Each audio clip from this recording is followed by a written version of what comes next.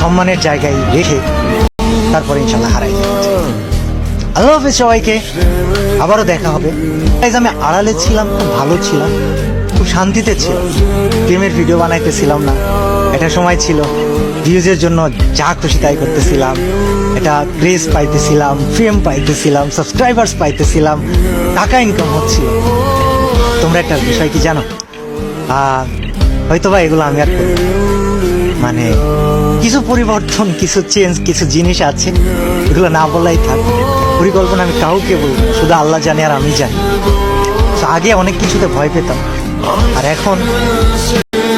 এখন জাস্ট একটা কথা বলি যে আগে ভয় পেতাম না, কাউকে থামাইতে হলে চিল্লা পারলে অনেক কিছু করতাম।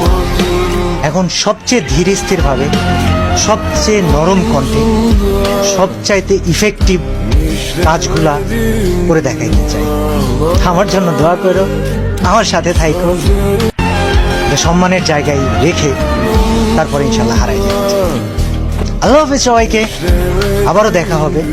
আমি আড়ালে ছিলাম, খুব ভালো ছিলাম, খুব শান্তিতে ছিলাম, গেমের ভিডিও বানাইতেছিলাম না।